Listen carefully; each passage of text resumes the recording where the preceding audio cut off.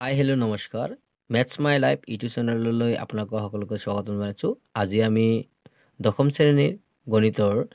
৫ম number অধ্যয়নৰ সমান্তৰ প্ৰগতিৰ 5.3 অনুশীলনীৰ ৩ নম্বৰৰ প্ৰথম পাঠটো কুৱেশ্যনটো কৰিবলৈ চেষ্টা কৰিম। চোৱাচোন কি লিখা আছে। এটা সমান্তৰ প্ৰগতিৰ দিয়া আছে এৰ মান 5, ডিৰ মান 3, এ এনৰ মান 50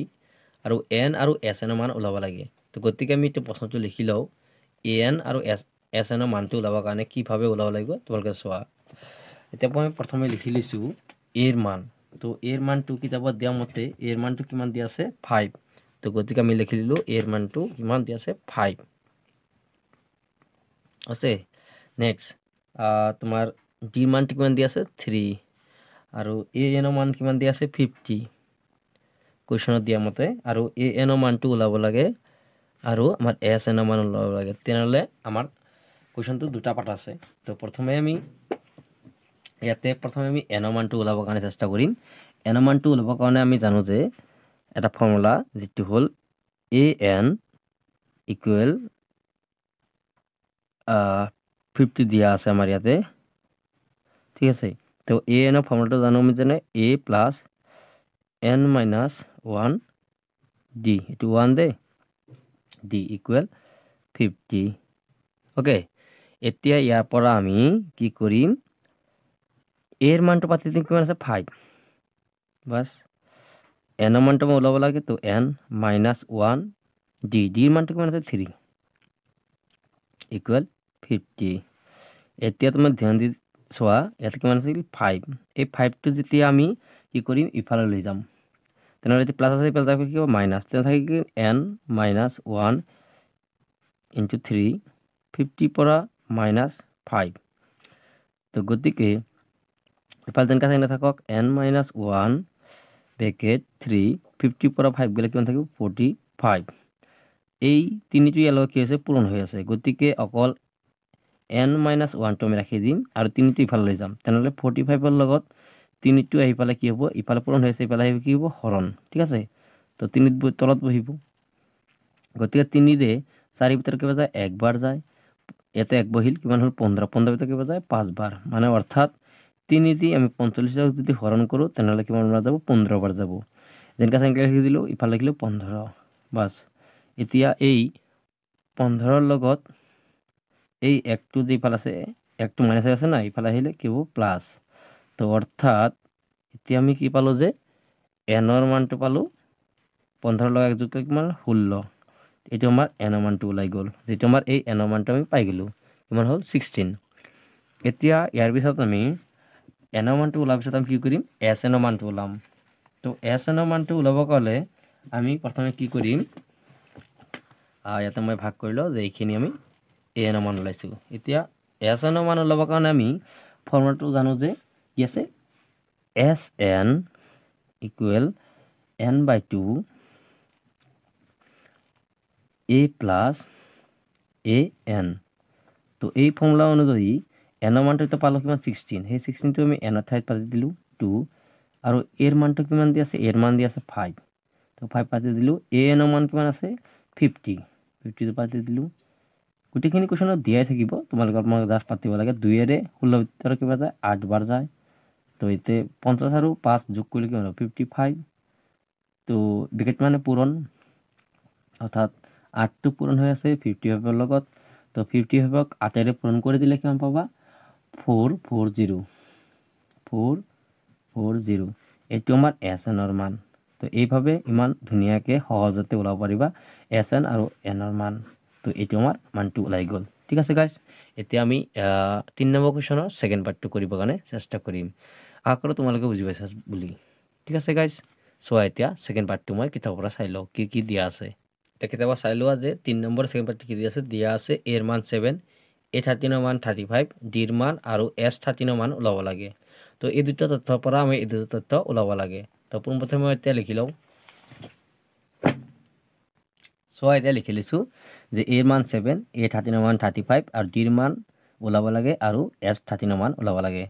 প্ৰথমে এতিয়া ডিৰ মানটো ওলাবৰ কাৰণে আমি কি কৰিম, এই যে এ 13ৰ মান দিয়া আছে 35 এইটোৰ ব্যৱহাৰ কৰিম। তো আমি এতিয়া লিখি ল'ম যিহেতু A13 দিয়া আছে কিমান 35 তো আমি A13 কি লিখিব পাৰিম তোমালোকে গম পোৱাই যে যদি এটা কোনো এটা পদ যদি আমাৰ দিয়া থাকে সেই পদটো আমি কিভাবে লিখিম তাৰ কাৰণে মই অলপমান বিৱৰণ দি আছো তোমালোকে চোৱাতে মই এক্সট্ৰা পেজত লিখি দিছো যে দিয়া আছে ধৰা A13 তো ইয়াক আমি লিখিব পাৰিম A + 12D অর্থাৎ মই এটো কেনকে লিখিলো তার কারণে আপনার বিবরণ দি আছো যে এটু অর্থ হল আমি an equal a plus n minus 1 ডির ফর্মুলা অনুযায়ী লিখি আছো তো গতিকে ইয়াতে n এর মানটো কিমান দি আছে 13 দিয়া আছে তো যত n আছে তাতে মই কিমান পাতিম 13 মাইনাস 1 ইনটু d অর্থাৎ a টু a থাকিল প্লাস 13 এর পৰা 1 গলে কিমান হ'ব 12 আর d টু কি আছে পূরণ হয়েছে গতিকে আমি a13 ক আমি কি লিখিব পাৰো a13 এৰ ঠাইত আমি a13 ক কি লিখিব পাৰো এইখিনি লিখিব পাৰিম a + 12d তো সেই কারণে আমি ইয়াতে লিখি দিম এতিয়া a+2 A13 ঠাইত আমি লিখি দিম a+12d ওকে তো ইয়াতে আমি ডাইরেক্টলি লিখি দিলো কিমান a+12d ইকুয়াল কিমান 35 ঠিক আছে এতিয়া তোমালোকে চোৱাচোন এইখিনি যেটো মান আছে ইয়াতে আমি এর মানটো মানে কি আছে 7 এটা আমি বহাই দিম +12 * d তিমানটো কি আছে পূরণ হৈ আছে ইফাল থাকে কিমান 35 তো প্রথমে আমি এই 7 টু প্লাস আছে ইফালে গলে কিমান হ'ব মাইনাস থাকে কিমান 12 * d তে 35 এর পৰা যদি আমি 7 বিয়োগ কৰো তেনলে কিমান থাকিব 7 বিয়োগ কৰিলে 35 এৰ পৰা আমি পাম 28 তো ইয়াত থাকিল কিমান 12 * d তো এই 12 এর পৰা 12 টু যে পূৰণ হৈ আছে ইফালে গলে কি হ'ব হৰণ হ'ব তেনলে 28 এর তলত বহি যাব কিমান 12 ইফালে থাকিল d তো এটা d এর মানটো আমি উলাই দিব পাৰিম কটাকটি কৰিলে আমি d এৰ মানটো কিমান পাম এটো যদি কটাকটি কৰা 2 এৰ কটাকটি কৰা কটাকটি কৰিতে এটা লেত্ৰা হয় কাৰণে মই এতিয়া তোমালোকে ইয়াতে কৰি দেখাই আছো যে উপৰ আছে 28 তলত আছে 12 যেতিয়া আমি কি কৰো প্ৰথমে 2 এৰ কাটো 2 এৰ কেবাৰ যায় 6 বাৰ যায় 2 এৰ 2 ভিতৰ একবাৰ 8 এৰ ভিতৰ 4 বাৰ আকৌ 6 এৰ ভিতৰ 2 এৰ যাও 3 বাৰ যায় 2 এৰ কিমান 7 বাৰ যায় মানে কিমান পালো 7/3 অর্থাৎ কিমান পালো 7/3 এই 7/3 টো এটা মই পাত দিলে হৈ যাব যে 7/3 পালো এটো আমি কিমান পালো d এর মান পালো ঠিক আছে গাইস এই যে প্রথম যে কোশ্চেনটো আছিল এই কোশ্চেনটোৰ এনসাৰটো ওলোৱা হৈ গল এতিয়া আকৌ নেক্সট আমি যেটো মানটো ওলাম এটো হল s13 এর মান ঠিক আছে তো s13 এর মান ওলাবৰ কাৰণে আমি এক্সট্ৰাকে আকৌ ইয়াতে লিখি আছো যে s13 এৰ মান ওলাবৰ কাৰণে আমি ফৰ্মুলাটো কি লগাম s13 এর মানটো যে দেখাব গলো যে s13 আচ্ছা s13 এর যেটো ফর্মুলাটো হল মানে কি s13 এই s13 এর ফৰ্মুলাটোৰ মই যদি লিখিব যায় উল্টাই দেও যে s13 এতিয়া এই s13 এর ফর্মুলাটো আমি যদি লিখিব যাও তেনহলে প্রথমে বুজি লোৱা যে sn n/2 লিখি ফালে ইয়াতে আমি লিখিম যে a + an এই ফর্মুলাটো লিখিব গলে প্রথমে আমাৰ n লাগিব তো ইয়াতে তোমাৰ n মান দিয়া নাই ন তো n মানটো প্ৰথমে উলাই লব পিছত n মানটো উলোৱাৰ পিছত আমি যেতিয়া আমি n মানটো উলাম n মানটো উলোৱাৰ পিছত আমি এই ফৰ্মুলা যেতিয়া আমি n মানটো পাতি দিম আৰ এইখিনি মান পাতি দিম তেনহলে আমাৰ sn মানটো উলাব পাৰিম তো গতিকে আমি n মানটো প্ৰথম উলাব লাগিব আৰ যদি তুমি যদি বুজি পোৱা তেনহলে তো বুজি পালে তো ধুনিয়া হ'ব যে ইয়াতে s13 দিছে 13 মানে n মানে হ'ব ঠিক আছে তোমরা যদি ডাইরেক্টলি ইয়াৰ পৰা n মানটো 13 বুলি ধৰি লোৱা তেনহলে 13 টো পাতি দিব পাৰা ঠিক আছে তো বিশেষকৈ মই আৰু n মানটো উলাব খোজা নাই যাতে তোমালোকে বুজি পোৱা যদি কোশ্চেনত যদি খেলি মেলি লাগিব পাৰে তাৰ কেতিয়াবা এটো n মান নিদিব পাৰে তেতিয়া আমি কি কৰিব লাগিব প্ৰথমে n মানটো উলাই ল'ব লাগিব ঠিক আছে তো এতে যদি n মানটো দিয়া আছে s13 মানে sn বুলি ক'ব পাৰা এটো তো sn আৰু s13 ইয়াৰ অর্থ কি এই 13 টো কি n এর মান দিয়া আছে তো বুঝি পাইছানে তো এইখিনি দিয়ে আমি এই ফর্মুলাটো পাতি দি ফেলে এটি ফর্মুলা পাতি পাছে আমি অ্যানসারটো ওলাব পাৰিম তো আমি তে ডাইরেক্টলি ফর্মুলাটো পাতি দাও যে sn ইকুয়াল n/2 কুটিল বন্ধনী a প্লাস an কুটিল বন্ধনী ক্লোজ তো n এর মানটো কিমান আছে 13 / 2 a এর মানটো কিমান আছে 7 প্লাস an এর মানটো কমাইছো an এর মান আছে কিমান an a to an an এর মান an কিমান 13 n এর মান কিমান 13 হলে কিমান 35 হল ওকে এইখিনি মানটো পাতিব পাৰিবা ন এতিয়া 13 ক তো 2 এৰ হৰণ না যায় গতিকে এনকে থাকক আৰ দুইটা প্লাস কৰি দিয়া 7 আৰু 35 টো যে প্লাস কৰিবা কিমান হ'ব 42 ব্র্যাকেট মানে অর্থাৎ হল পূরণ 32/2 * 42 তো গতিকে এটো তলতে 1 আছে আমি জানো যে সকলো সংখ্যাৰ তলতে 1 থাকে তো 2 এৰে আমি কি কৰোঁ তলে তলে পূৰণ কৰি দিওঁ ওপৰে ওপৰে পূৰণ কৰি দিওঁ ঠিক আছে মানে 13 × 42 কৰিব লাগে আৰু এইফালে 2 × 2 তো 2এৰে এইটো কাটাদি কৰিব পাৰা কিবাৰ যায় 2 বাৰ যায় 1 বাৰ যায় অৰ্থাৎ আমি কিমান পালোঁ ইয়াত পালোঁ 13 × 21 তো এই দুটা সংখ্যা পূৰণ কৰাৰ পিছত আমি এনচাৰটো পাই যাম এই দুটা সংখ্যা যেতিয়া তুমি পূৰণ কৰি চাবা কি পাবা 273 যিটো আমি SN মান পালোঁ ঠিক আছে এইটো আমাৰ SN মান হৈ গ'ল মানে S13 মান কিমান হ'ব 273 তো এইখিনিতে আমাৰ 3 নম্বৰ কুৱেশ্যনৰ ছেকেণ্ড পাৰ্টটো সমাপ্ত হ'ল এতিয়া আমি 3 নম্বৰ কুৱেশ্যনৰ তৃতীয় পাৰ্টটো কৰিবৰ কাৰণে চেষ্টা কৰিম চোৱাচোন এতিয়া 3 নম্বৰ পাৰ্টটোত কি দিয়া আছে যে A12 মান দিছে 37